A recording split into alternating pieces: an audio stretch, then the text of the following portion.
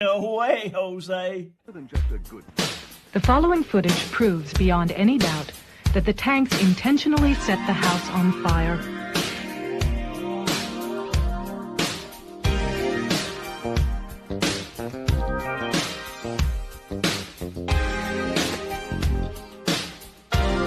It proves that the Branch Davidians were murdered.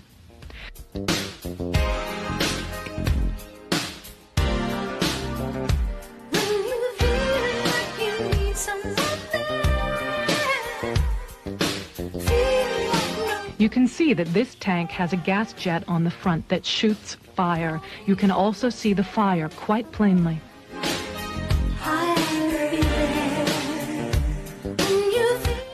The tank goes into the house twice, and each time as it backs out, the fire at the gas jet is plainly visible.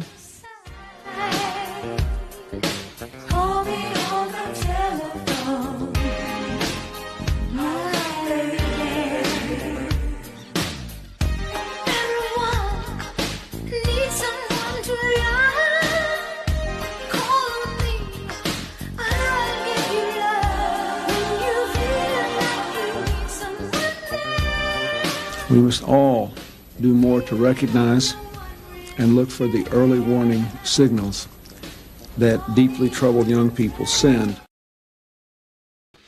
Good morning. This is the No Way Jose podcast. You are watching The Morning Dump. Merry Christmas, everyone. It is Christmas Eve. Let me know how I'm sounding, how I'm looking. I feel like I look like a lesbian right now with these glasses. I don't know what you guys think.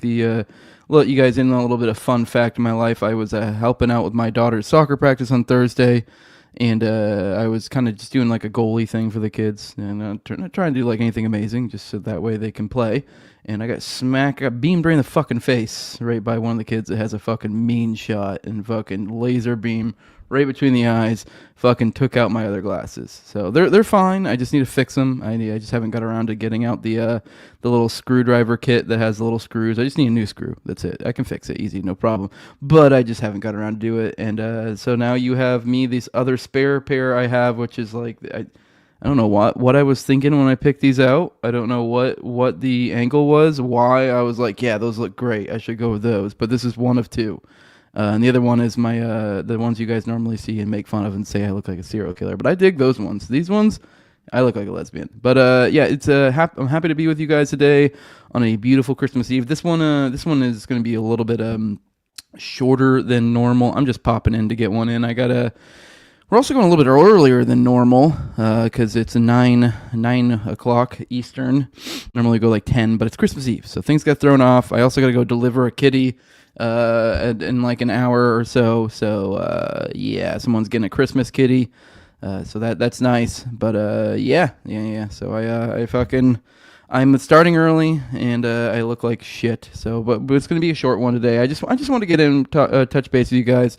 The holiday stuff is throwing things all off. We're not going to do an Already Dead tonight. Kind of decided last minute not to. I don't know. I feel like it's weird on Christmas Eve to do that. I mean, maybe I'll knock out one of these streams for you guys tomorrow because these are way less intensity, I guess, less production that has to be put into it, less effort, I guess, is a way to put it. So I can kind of throw these together last minute. But so far, it's like an Already Dead, not happening. I do have on Thursday, I have Jonathan Franklin on. That should be good. We're talking about his days covering the McVeigh trial and the like. But yeah, all right, guys, while we wait for more people to get in, I'm just kind of rambling at this point. I don't know what's going on. It's earlier than I'm normally used to going. But I do want to remind you guys that today's episode was brought to you by Nadeau Shave Co. Whether you're tired of that razor burn, the irritation, or those ingrown hairs. Where the hell did oh, there it is. Sorry, I was looking for the graphic while I was talking. Sorry, super professional. If you're tired of those razor burn, irritation, and ingrown hairs caused by the deep penetrating multi-blade cartridges, and this is the way to go. Return to the traditional shave. Whether you're shaving your entire face or just edging up your beard, the single blades provide a barber-grade shave for a fraction of the price. The standard issue includes one traditional safety razor, pictured here in a box of 100 stainless steel razor blades. $75 to shave for an entire year is the estimate, but let's be real, it's going to last you a lot longer. I've gone over a year now, I believe, and I've barely put a dent into it. So it really just depends on how often you shave. If you're someone who shaves on the regular, you may want to consider the Quarter Shave Club. Club. That puts you at about 25 cents per replacement blade. He's also got shave soaps, so 3-in-1 body hair and face soap as well. Highly recommend that. Those smell really good. They work great for shaving as well. A COVID mandate refusing company. Keep that in mind. This company was born out of refusing the mandate, so they support our ideals. So support those who support us and support what we believe in. Go support Dutroux Shave Co. And use code Jose for 10% off your entire order. All right, guys, let's go ahead and get into some of the stuff for today. Let me check in the chat. All right, it's not a lot of people in here today because, I mean, it is early. It's early on Christmas Eve, so, I mean, you guys are probably hanging out with family as well. You should. But I got Erica. Good morning, Jose. Good morning from Alan. It's good to see you guys here. You guys are frequent shower-uppers. But let's go ahead and start rolling through these. I'm just going to go through a few stories. There were quite a few things I didn't get to cover yesterday that were more timely. So that's part of the reason why I wanted to really do an episode today. It's just because there were so many other things that I wanted to cover that were kind of timely. So waiting until, when the next one would be, the next stream would probably be like Thursday morning. When this was stuff that happened over the weekend, it just didn't seem to make sense to me. So, not that any of this is, I guess, anything too crazy in the sense of have to cover it, but I don't know, just kind of want to. City Breakdancer Man, Merry Christmas, Jose. Merry Christmas, everyone, and to all a good night. But let's there's a good small handful of things to go through. So we have probably about an hour today that we'll go through. We also have the conclusion of the Dutroux reading, so that should be short as well. It's just literally finishing up. We're all done with that. So with that, if there's any other longer pieces out there that you guys would like me to cover, or any specific ordeals that maybe I can try to hunt down a larger piece for, let me know, because I feel like this is a good way to kind of do deep dives and get more knowledgeable on some of these things. I don't know, maybe something like Boys on the Track or something. I know you guys have talked about that before, and that's something I want to get a little bit more knowledgeable on, and it kind of connects into a lot of stuff I talk about. So maybe Boys on the Tracks. Maybe that'll be something good to get knowledgeable on here soon. So maybe I can find some sort of mega article. But all right, guys, let's go ahead and start getting into some of this stuff. I have here from Eduardo Nuret, which he just kind of, he has 7,000, he just kind of just popped up. I guess he used to be an executive producer, Tulsi X Truth. I don't know what that means. Former Tucker Carlson producer and writer. So it seems like I was kind of looking through this guy's stuff because he did an interview with Tucker, and I've been seeing a ton of he's just been blowing up these. I don't know why he keeps showing up in my algo. I've been seeing all these clips. But I guess he somehow got Tucker Carlson on, even though I believe he has less than 1,000 subs on YouTube. So I guess it's just one of those kind of knowing people things. So good for him. I mean, not trying to talk shit. Just a little weird. But he this clip from him. It says new congressman told Tucker Carlson that the classified briefing lawmakers received on the New Jersey drones was identical to the DOD press release. So let's just listen to what Tucker has to say. I just thought this was kind of interesting. It's in relation to the Blue Beam stuff. So here we go. Beginning, people thought this was an alien thing in New Jersey, but it's obviously not. It's the government, again, is lying to us about what's going on there. So what do you think? I mean, I think the most plausible theory is that they're running tests, they say for this dirty bomb thing, or they want to gauge the public's reaction if drones were needed for some serious reason in the future. What do you think is actually happening there? It's interesting. I mean, I feel like my whole job for 35 years has been find out what's going on, and often I haven't been able to find out what's going on. And do we ever really know what's going on? Right, Probably not. I mean, these are metaphysical questions, but I think I've got a good track record for roughly finding out what's going on. You miss a lot, and maybe it's there's a lot of deception, but basically you kind of know what's going on, right? I've gotten nowhere on this. It's crazy. I think that's a lot of people too. That's almost why I don't want to know anymore. I've never seen anything like this, and I've called a lot of. I know a lot of people just because it's all I've ever done is do this kind of thing, and I've called people at every level. I talked to, I talked to a member of Congress who I trust. There aren't many of those, but there are a few I trust. I talked to one I trust who went into the SCIF with congressional leaders, the secure area where you can have secure conversations and all that, and got a briefing from intel briefers on those drones, and the briefing was effectively identical to the DOD press release. Wow. Yeah. Wow. So they're not telling members of Congress, which, by the way, I think is unconstitutional. I don't think Congress doesn't assert its rights. That's a whole separate question, but they should demand it. We're not funding you until they give me the fucking answer. Right. But, excuse me, that's how I feel. But But the point is, I called, every sector I called, and I got like 5 different answers. So here's what I know. I know that something actually big is happening. I mean, I think we can deduce that. Yeah. I know that the cover-up is bipartisan completely. I do want to say that the idea that something big is happening is not necessarily borne out.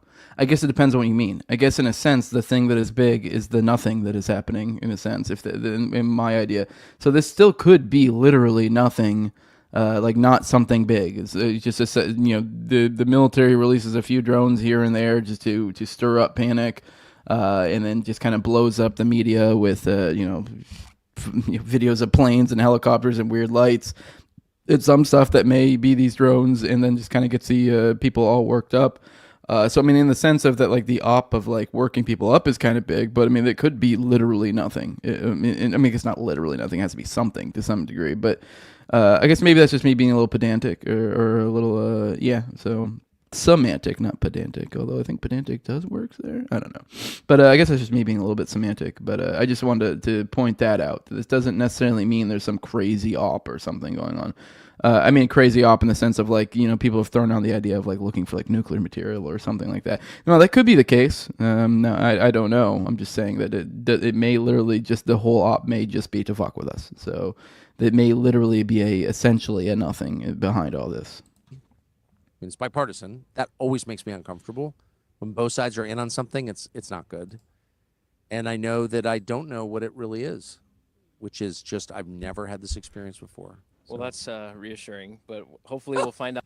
I mean, it's wild. I mean, the biggest thing was that they're not telling the members of Congress that supposedly, according to Tucker Carlson, that he saw that the classified briefing that the lawmakers received was the same exact as the press release. So that's wild. They're not telling Congress, information about any of this, which is nuts to me.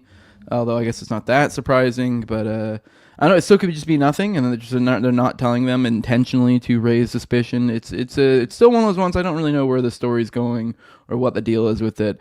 We have Alan saying, "I'd love to see someone cover Jack Parsons and his connection to libertarianism." Also, there's a conspiracy the U.S. government killed him. You'll have to deep dive for either subject since he seems to always be a side character, aside Crowley. Okay. Yeah. I mean, that's my understanding of him too, is he usually comes up in association with Crowley. But that might be something worth, if you can find anything, any sort of reading material, to dig into, then hell yeah, send it my way. Good morning, Jose. Merry Christmas, bro. Merry Christmas, Tooth Chipper. Glad to have you here on our morning stream.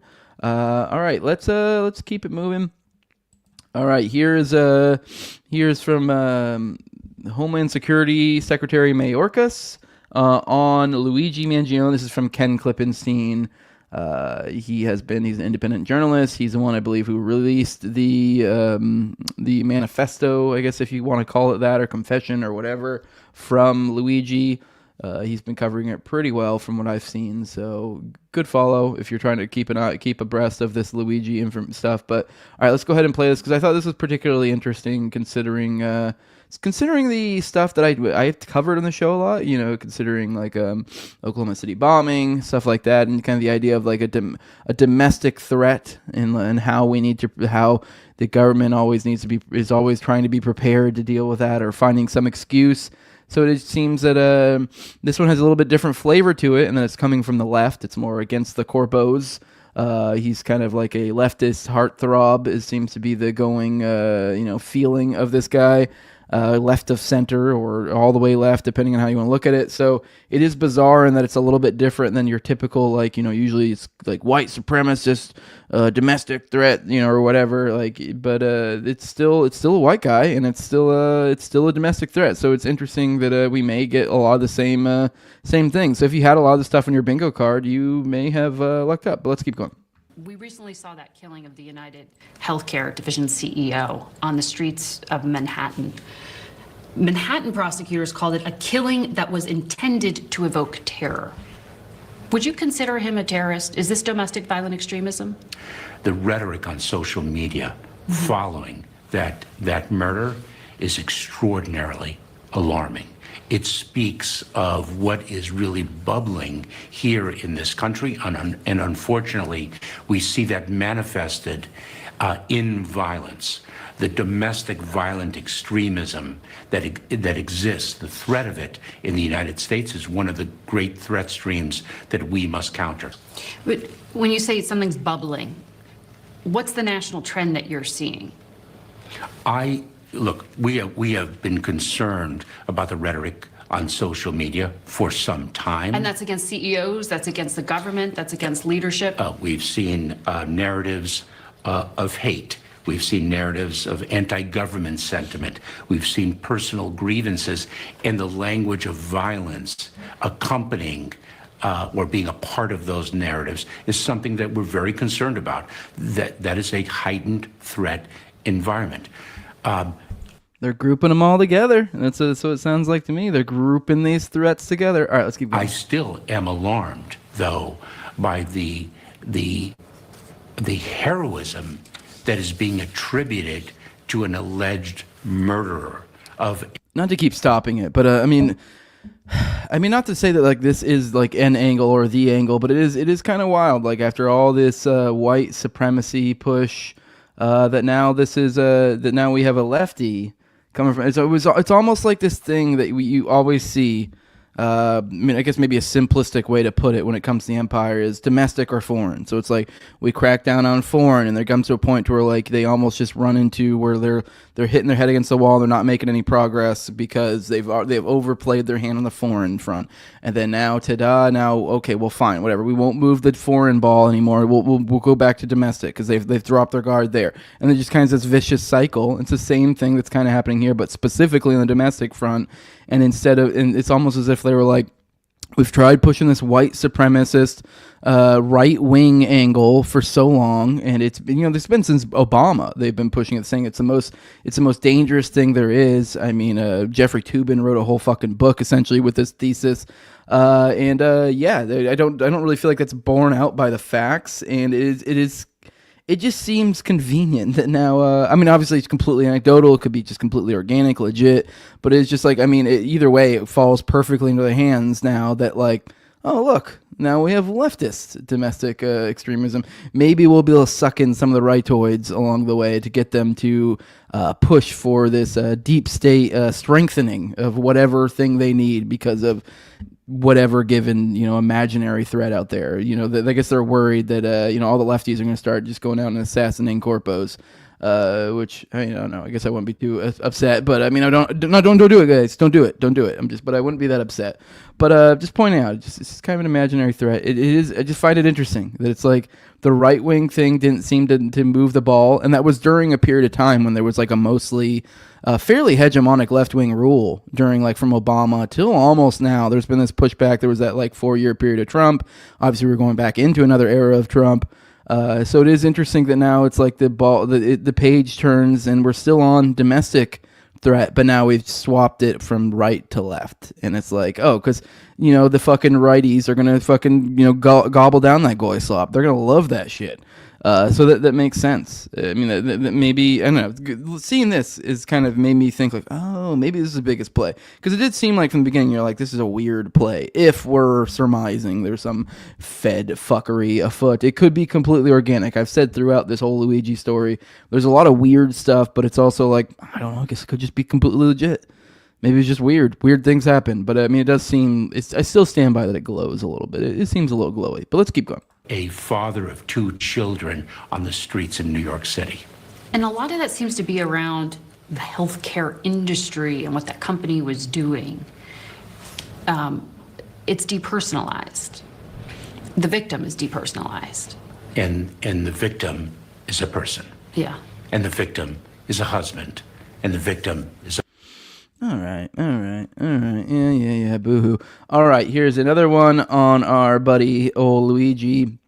It's from somebody, this wasn't anything like particularly, or like any, I guess, particularly good This guy says, essentially, anarchist turtle. Obviously, this guy is not somebody in my camp, but you can tell just by this. He says, identity politics without anti-capitalist analysis is a tool of the oppressor. And he's quote tweeting this tweet for this thing from The Guardian saying, media's empathetic coverage of Luigi Mangione reveals an obsession with humanizing white male suspects.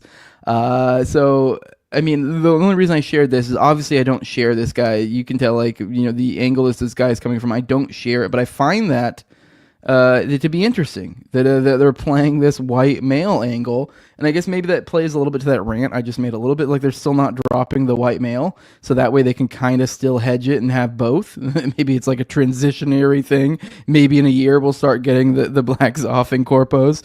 I don't know, but it does work that they're kind of able to play almost this dialectical game where they can play both sides. They can pull over people that are still obsessed with the right thing and have them in this normie position. I don't know. I just found it interesting that the Guardian is really leaning on this white male angle with Luigi Mangione. Which, okay, I mean, whatever. Yes, he is white. So, in case you guys missed that. Who gives a shit though? But I don't know. I just found it interesting that and I think there's something to what he's saying there that the identity politics without anti-capitalist analysis is a tool of the oppressor. Now, from their perspective, that is actually true. He is correct in the sense that, like, if you have this belief system and you do buy into, essentially you have a class theory where you believe capitalists versus the anti-capitalists.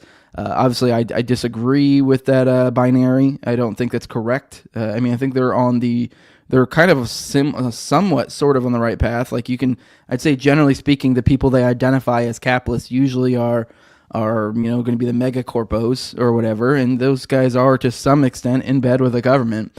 But I know my class theory, you guys know, is obviously far more along the lines of producer and predator. So the predators being the government, the people who literally steal from you, and the producers being people who engaging in the free market activity and creating value of their own. Theirs is a little bit different, but either way, it's still, once you play this identity politics game in essentially, and you and don't include that dynamic from the lefty perspective, then yeah, if you're making an identity thing, an identity in the sense of like literally race, as opposed to actually having the binary of their capitalist analysis, and yeah, there's a slippery, tricky way for the powers that be to kind of suck in the extremist left. So I just found it interesting dynamic there. But maybe I'm overthinking it, but I found it interesting. All right, pop in the chat. I would say, what's up, guys? Joey Poopbag. What's up, my buddy Joey Poopbag? Nice to see you here. All right, guys. Here's another one. I guess I believe this is over the weekend, the 21st. So yeah, over the weekend, Alan Dershowitz, Jeffrey Epstein's former lawyer, is reportedly being considered for Trump's special envoy to monitor and combat anti-Semitism. Follow at the Air Force Post is what it's, or is it Air Force or AF? I don't know. I just assume that it stands for Air Force. Whatever, it doesn't matter. America First. I don't know. I guess I've seen AF so many times in my life and assumed Air Force. America First. That's what it is. America First Post. That's what that came from. All right. Yeah, I tweeted this. I said, yeah, totally make this goon the face of why Jew hate is bad and why Israel needs all our fucking money. All our money. Just fucking go wild, I guess. And I shared this thing, for those who aren't aware, Alan Dershowitz, Epstein's lawyer, is also a lot of the hijinks that were going on the island. Here's a thing from Alan, a article I found a while ago. That said, Alan Dershowitz called for the release of Epstein court documents. In them, Virginia Giuffre alleges they did stuff at least 6 times. This is from her 2016 deposition involving allegations against Alan. This was unsealed back in January. Dershowitz has pushed for the unsealing, says a proof of innocence. In her deposition, she claimed that they did it at least 6 times as she was trafficked by Epstein. Giuffre says Dershowitz was around a lot and there were always young girls around a lot. Direct quote. She described several instances of engaging in contact with Dershowitz, who's now 85, or when he was nearby, indicating Dershowitz, this isn't a quote, was so comfortable with the sex that was going on that on one occasion he observed me in sexual activity with Epstein. Now, I do want to let you guys know that she isn't the only one that has accused him of this. There's also an individual named Sarah Ransom who made a similar allegation in documents that surfaced in court records claiming Dershowitz was one of Epstein's friends he directed her to have sex with. So, I mean, obviously it's just 2 girls, but, I don't know. Either way, he's a creepy motherfucker. Look at that dude. Just on physiognomy alone, the idea anyone would be considering him for any position whatsoever within the cabinet is insane. So, all right. All right, here's... I don't know, should I save these for tomorrow? Let's all right, let's share it. Here we go. It's debating whether I want to share these ones for tomorrow. Here's a rule-based international order in action from Aaron Monte. He shared this tweet from somewhere called The Cradle. It says, breaking. The U.S. will no longer pursue the $10 million rewards for justice bounty on Ahmad al-Sharaa, or Abu Muhammad al-Julani, leader of Hayat Tahrir al-Sham, HTS, which is the latest group that took over Syria, according to Assistant Secretary Barbara Leaf. So isn't that just great? Which I'm assuming that $10 million reward was, for those who aren't aware, this guy is literally Al-Qaeda. So he was one of the motherfuckers, supposedly, according to the official narrative, involved with the downing of our towers over on that fateful day, 9/11/2001. And I guess you said but let's let bygones be bygones. Water on the bridge, I guess. He controls a country now that we essentially helped to do. So yeah, that's great. Here's another one. This is from Trita Parsi. It says, stunned that the story hasn't gotten more attention. The U.S. prepared a rebel force to join the offensive that overthrew Assad. It indicates that not only that D.C. knew about this offensive led by HTS, but that it had precise intelligence about its scale. Let's pop into this article, see if for one will let me, and then how big it is, because I'm not trying to do a big one right now. Yeah, go ahead and clip that one. Oh, Jesus, quite a bit here. All right, let's see. Let's scroll through the top a little bit. See if there's anything worthwhile in here. Obviously there is, but just not trying to do the whole thing. Oh, look! Holy crap! Generate key takeaways. Here we go. Wow, what is this world coming to? I don't even have to read a whole article now.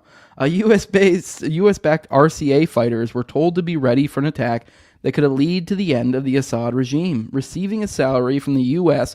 to prevent the resurgence of ISIS. So salary from the U.S., U.S.-backed RCA fighters told to be ready. So these people were told to be ready. They were receiving a salary. It says the U.S. had prior knowledge of the offensive that toppled the Assad regime, with RCA fighters capturing a Russian-controlled Syrian air base in Palmyra nearly 3 weeks after being told to prepare for Assad's possible fall. RCA forces, armed and paid by the U.S., joined up with rebel factions in Syria and cooperated with HTS, a group that was once Al-Qaeda's affiliate in Syria, as part of the offensive against ISIS in Palmyra. Okay, so yeah, there we go. It seems that we were working in tandem with the Syrian, with Al-Qaeda. So this is what the world has come to now. Great stuff, guys. Merry Christmas, Jose and fam, from Emily. Over at Nephilim Murder Squad, Nephilim Unalive Squad. That's what I gotta say on here. Merry Christmas to you guys, you too, and Merry Christmas to all of you. All right, let's go through one more of these, and then we'll finish off our Dutroux affair. I'm trying to keep this under an hour today, so sorry if I sound a little rushed. There were a few little things I wanted to get in, and yeah. So here's one from Ken. It's important. The DOJ has signaled that will exercise its state's secrets privilege to suppress evidence in the case of Asif Merchant, the Pakistani who tried hiring 2 undercover FBI agents in the so-called Iran assassination plot against Donald Trump. Which this is important. Think about this. The fact that there's been multiple for those who have been paying attention. It's been a nightmare for those of us trying to pay attention and have arguments ready for this, because as soon as Trump started getting shots taken at him, almost damn near as quickly as the shots were coming, there seemed to be different, Iranian plots that came out too. And all this was like a smoke screen of like small bits of truth that were used to kind of create this smoke screen that gives the average person this idea that maybe there might be this larger grain of truth that Iran actually had something to do with any sort of attacks on him, or some sort of actual legitimate threat and could do that. Whereas in fact, all of these ones have essentially kind of come out. I don't remember how many there have been. There's been at least 2. And essentially all of them have come out to be essentially completely bullshit, or be insanely dubious, and none of them have any sort of real level of threat to them. They're usually just some sort of crazy that really has no means to do it. A lot of times it's already some sort of other setup that's going on anyways. So it means nothing. It's literally just the FBI or the CIA or whoever playing games, playing budget games. Oh, look, we've got this guy for Iranian assassination plot. We totally need more money. Look, we foiled an Iranian assassination plot, and they get to say, "Oh, look at this, look at this op that we look at this thing we stopped, look at that thing we stopped, look at this thing we stopped," and you're like, "Yeah," but once you start examining them, you're like, "You didn't really stop anything." Anyways, the state secrets privilege allows the U.S. government to withhold information from discovery when disclosure would be inimical to national security. I've never seen that word. All right. According to case law, a court must balance the government's national security interests against the defendant's right to present his defense. Now, here's the kicker. The last case I covered involving the state secrets privilege was that of former Venezuelan General Cliver Antonio Alcala Cordones, who the DOJ charged with narco-trafficking. Cordones was a CIA asset who participated in the failed coup against Maduro in March 2018.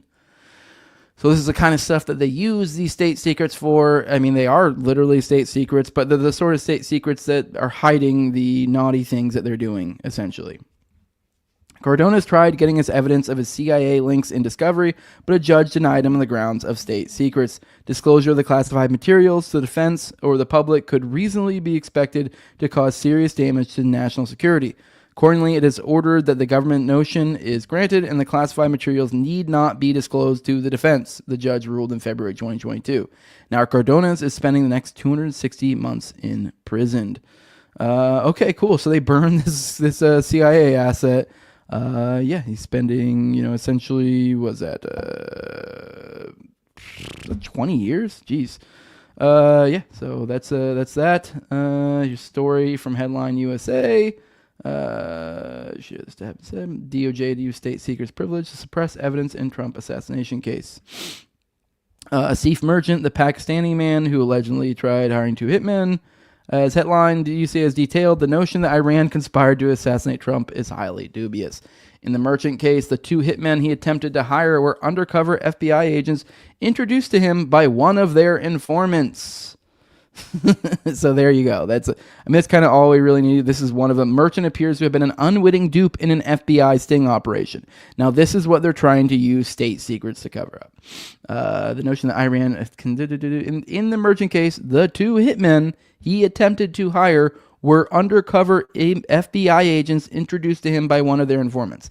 So once again, using this is what keeps getting thrown out. This is where you hear dumb shit like Matt Gaetz saying, "Oh, there's these Iranian teams." And you're like, "Okay, is this one of the teams? Is this one of the teams? Because this isn't much of a fucking team. This is two FBI agents and some fucking Haji that's saying, "Oh, I'm totally going to take out the president." No, totally. However, the evidence that would prove whether Merchant was a legitimate assassin or an FBI patsy may never see the light of day. The DOJ said in a Friday motion that it intends to exercise Section 4 of the Classified Information Procedures Act, which allows the U.S. government to keep state secrets just that, secret, even if it negatively impacts the rights of a defendant. All right, I'm not going to read the whole article. I think we got the gist here. Let's pop back over to you guys, see what you guys have to say. And you know what? Let's go ahead and go straight into our reading. I do give you guys a little bit of disclaimer, typically a little bit of dark information here, but this is a conclusion to this. So I think this one will be pretty tame, pretty damn tame. So let's go ahead and get into it. There we go. It's literally conclusion. So we're on to the conclusion of Dutroux affair reading that we're doing. So let's get back in there. I'm sorry, I'm clicking on the wrong tabs here like an idiot. Clearly, it's possible with the Dutroux affair, which ultimately has surprisingly little to do with Dutroux himself, to take things as far as one wants. The one thing that is certain is that Dutroux was not an exception in terms of sexual preferences and brutality, even if hypothetically he wasn't loosely attached to an abuse network. The Belgian judiciary and press never wanted to hear about networks and sabotaged and ridiculed anyone who tried to prove the opposite. Ironically, especially in Britain, the existence of those networks, especially through the internet, has increasingly been acknowledged. It's also a fact that the Dutroux case was handled entirely different in the British press than in most of the Belgian press, showing just how easy it is to simulate objectivity. This does not withstand that even though the British press occasionally prefers to expose an overseas sexual abuse scandal, at least to some extent, they are not always very good at doing the same thing in their own country.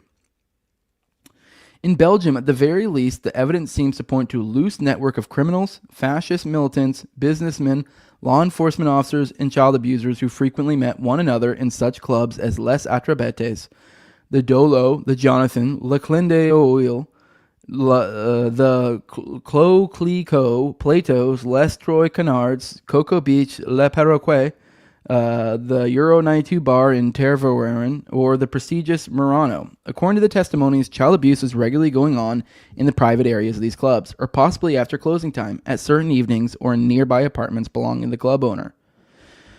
Furthermore, X1 quite convincingly pointed out that the hotel villa of X1's grandmother, one of Annie Booty's homes, and the AESCO factory were other similar safe houses for various forms of child abuse. Other witnesses pointed to a whole range of other villas, country houses, and castles where abuse parties had been held. The problem with the above theory, of course, is that it's impossible for the mafia and a handful of mid to higher level officials to hide their involvement in all these dirty schemes. Highest level cover in combination with the cooperation of the press is necessary to facilitate a cover-up of this magnitude. And coincidentally, with names as Baron de Bonvoisin, Paul van den Boynants, Etienne d'Avignon, and Maurice Lippens, we have alleged abusers with endless connections in intelligence and covert operations, the judiciary, law enforcement, regular politics, and the globalist elite. Within Belgium, several of the most senior judges, like Melchior Wathelet and Jean de Preter, not counting Van Espen, were named as abusers, and coincidentally they played crucial roles in earlier affairs where cover-ups and manipulations have been going on, like the Pink Ballets and the Gang of Nijvel. Maybe it now becomes obvious why everything in the Dutroux dossier that pointed to a larger network just had to disappear. Belgium can easily handle the conviction of a Dutroux or even a Nihoul with all his political connections, but as some have stated, it's very uncertain if Belgium would be able to handle the ex-witnesses and the chain reaction they would set in motion. Predictions that a full expose of the ex-testimonies would result in a breakup of Belgium might not be that much of an exaggeration, not to consider the international ramifications. But it's only here that we really are out on a limb for the first time in this article, because the ex-witness testimonies will not be known to the general public for a long time to come, and it will take even longer before any investigations might be reopened. Well, all right, guys, that is the end of our Dutroux affair reading. I told you this one was going to be a short one today. I didn't lie to you. So we're at about 40 minutes. Worked up. If anything, I should have gone a little bit slower. I feel like anytime you're like, I'm in a hurry, someone's like, you know, especially with like a show, something like this, you're like, I'm in a hurry. You just unnaturally don't even realize that you find yourself talking more. And then by the time you get to it, you're like, damn it, I went way too quick. I should have slowed it down, really. I really should have. I could have dug in this a little more. I mismanaged my time. But I appreciate everyone who joined me for this really short stream today. I mean, it makes sense.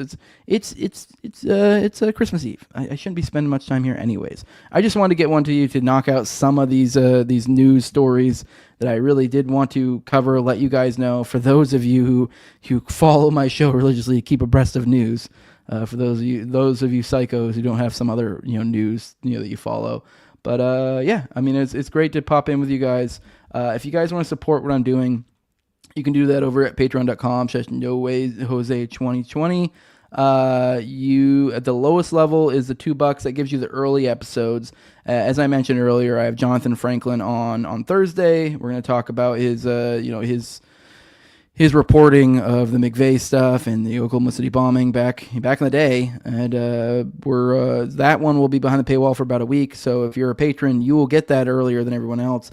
Also, you can be a talking head on Already Dead, which is essentially you can on the video call portion of the show, which is usually like the second half of Already Dead, which is our live stream show I do with Austin Picard at 9:30 on Tuesdays. We're not doing it today because it's Christmas Eve, but normally you would be able to come on the second half of the show and be a talking head alongside us and shoot the shit with us during the call-in portion for the low level of $2.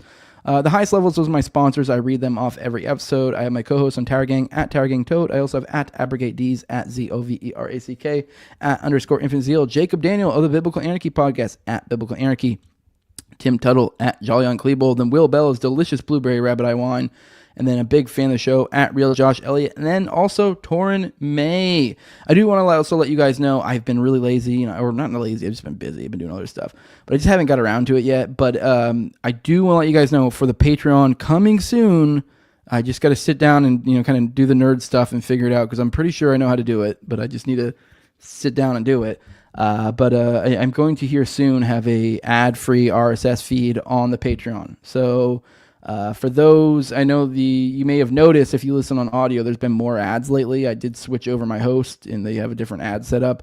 But as a kind of a recompense, the Patreon I'll do it for the $2 level probably, that you'll be able to get the RSS feed, the ad-free one. So I might even be losing money. I don't know. I have no idea how much I make in ads off an individual person, but it's at the very least probably dang near basically a wash. So you get $2 and we'll here soon get ad-free RSS feed on there on Patreon. So just letting you guys know if that's a perk that'll work for you. Yeah, make sure to share, subscribe, comment, all that good stuff. Boost us up in the algos for me. Help a brother out. Also on that note, make sure to leave 5-star reviews on Spotify, iTunes, things of that like. That does help out a lot. You can follow me, your entire gang, Jose, on Twitter as well. This is a good way too if you have certain things you want me to cover on the show, that you can tag me on Twitter, and I will likely bring it up. This is Two Chippers saying, have a great Christmas, Jose. And remember, Terrence, Yiki, and Kenneth trying to do didn't kill themselves. No, they did not. Thanks, Jose. Merry Christmas. Merry Christmas to you as well. Hey, say what now? But yeah, it's been so I hope you guys all have a good Christmas. Yeah, make sure to hit the like buttons. If you're here and you didn't hit the like button, you're fucking up. So make sure you're doing that. All right, love you all. Deuces. Have a merry Christmas.